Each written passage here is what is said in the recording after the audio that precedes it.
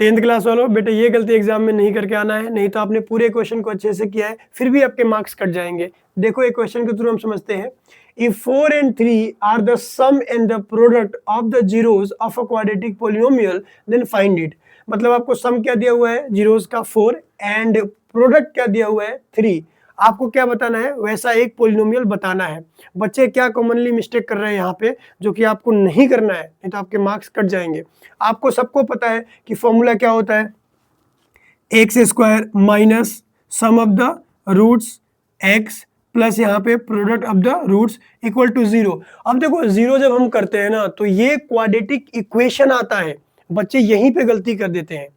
आपको quadratic equation नहीं पूछा है, आपको पोलिनोमियल पूछा है, और एक ही पूछा है तो जाहिर सी बात है यहाँ पे हम जो k लेंगे उसकी वैल्यू 1 ले लेंगे, 2 ले लेंगे, कुछ भी ले लो, एक ही तो पूछा है ना।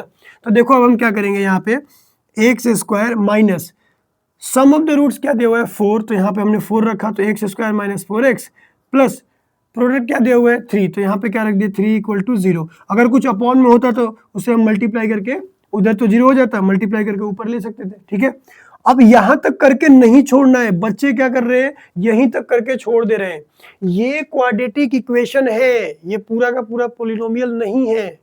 ये केवल पॉलिनोमियल के एक कंडीशन को दिखाती है जहां पे उस पॉलिनोमियल की वैल्यू क्या हो रही है 0 हो रही है, समझ रहे हो। तो quadratic equation is just a part of the polynomial, ये अपने आप में पॉलिनोमियल नहीं है। तो इसके बाद आप क्या करोगे, आपको अगर px निकालना है, यहां तक अपॉन में आ रहा है तो मल्टीप्लाई कर देना है, यहां तक तो कैलकुलेशन करनी ही है। फिर px के इक्वल में क्या लिखना है, x square minus 4x plus 3। समझ गए। अगर आपको एक से ज्यादा पॉलिनोमियल पूछा होगा, इसको जनरल फॉर्म में हम कैसे लिखते हैं, देखो इसको और थोड़ा जनरल फॉर्म में अगर लिखोगे तो यहाँ पे k लिख दोगे, और ये क्या हो गया x square minus 4x plus 3, ये हो गया। अब जनरली इसने एक ही पॉलिनोमियल पूछा है तो आप यहाँ पे k की जगह 1 रख दो, तो मतलब आपका आंसर क्या हो जाएगा x square minus 4x plus 3। ये आपका आंसर होगा, ना कि ये। अगर ये लिख के आ गए ना, अगर ये लिख के आ गए ना तो 100% आपका मार्क्स जो होगा वो कट जाएगा। आपको ये लिख के आना है, ये अगर एक पॉलिनोमियल पूछे तो। अगर उन पॉलिनोमियल की फैमिली पूछनी है या फैमिली पूछा गया है जिसके जीरोस क्या है और जीरोस का सम एंड प्रोडक्ट क्या है, ये तो आप ये बताओगे।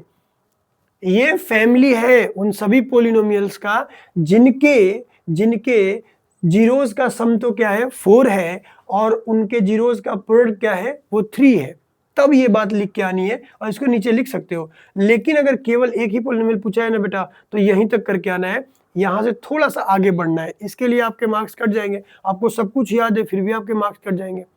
और ये मैं ऐसे ही नहीं बोल रहा हूँ बेटा, देखो मैं 10th क्लास के जो एग्जाम अभी हमारे चल रहा है, प्रिपरेशन तो करवाते हैं अच्छे से, तो ये देख रहे हो ये 10th क्लास के बंडल है, और इसमें मैंने टॉपर्स की कॉपियाँ पहले चेक की है। ऑफ कोर्स मुझे पता है टॉपर्स की अगर कॉपी आप चेक कर लेते हो तो उनमें बारीकी से चेक कर लो, बाकियों में तो जानते हो आप भी क्या होता है, उनमें गलतियां बहुत सारी होती है, अपने को थोड़ा और ध्यान से चेक करना पड़ता है, और ज़्यादातर में तो ऐसे ही कट कर देना पड़ता है, उनको उन्होंने अप्रोच ही सही नहीं लिया होता है, ठीक है। और एक मेरा रिक्वेस्ट है बेटा, देखो एग्जाम चल रहे होंगे आपके प्री बोर्ड्स के या कुछ आरटीएस वगैरह चल रहे होंगे, रिवीजन चल रहा होगा, जो भी चल रहा है ना बेटा, तो इससे आपको डीमोटिवेट नहीं होना है। ये एग्जाम्स में अगर मान लो ये जो भी आपके टेस्ट वगैरह चल रहे हैं इसमें अगर आपके मार्क्स कम आ रहे हैं तो कोई बात नहीं, क्योंकि पेपर्स बनते हैं कठिन, आपको प्रिपेयर किया जाता है बोर्ड के लिए, तो इसमें हो सकता है कि आपके मार्क्स कम आ रहे हो, कोई दिक्कत नहीं है, आप अपना 100% देते जाओ। हाँ, जो भी आपके टेस्ट पेपर्स लग रहे हैं उनको आप घर पे जाके एक बार रिवाइज कर लो बेटे, उसे हो सके तो आप अपने नोटबुक में उनको देख के, कहीं से भी देख के उनके आंसर्स लिख लो। क्यों? क्योंकि जब आप बोर्ड में बैठोगे ना, बोर्ड के एग्जाम में, तो ये सारी चीजें आने वाली हैं आपके काम में।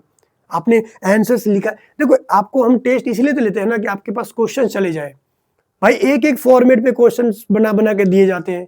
क्यों? ताकि सभी फॉर्मेट्स आपके दिमाग में क्वेश्चंस के फॉर्म में आ जाए। कितना समझा है आपने, नहीं समझा है, अब वो टाइम गया, अब प्रैक्टिस करना है। समझ रहे हो मेरी बात को? तो अगर आपके मार्क्स कम आ रहे हैं कोई दिक्कत नहीं, आप थोड़ा और मेहनत करो। शांति, इस समय शांत होना आपको बहुत जरूरी है, शांति से काम करो। देखो लाइफ से बढ़ के और कुछ नहीं होता, और आप, मैं तो एक ही कहता हूं ना कि आप पढ़ाई करो, आप अपना 100% दो, इसको तैयार करो। रिजल्ट का तो कोई टेंशन नहीं है, हमने अपना 100% दिया है, बाकी ऊपर वाले की इच्छा, जो देना हो दे, हमें वो एक्सेप्टेबल होगा और होना भी चाहिए। फालतू में वो जो ये सब ड्रामा बना रखे हैं ना 95 ने, कुछ नहीं, शांत बैठो एकदम, अपना जो पढ़ाई हो रहा है करो, जितना हो रहा है उतना करो, फालतू के इस रेस में मत पड़ो। 60% वाले भी IAS बनते थे पहले, और किसी को तो 80% भी नहीं बनता था, झूठ मार के 90, 95, 98 बन रहा है, और यहाँ से कुछ है ही नहीं, तो क्या मतलब है। तो बेटे आपको पढ़ाई करनी है, मैं ये नहीं कह रहा हूँ परसेंटेज मैटर नहीं कर रहा है, बहुत मैटर कर रहा है।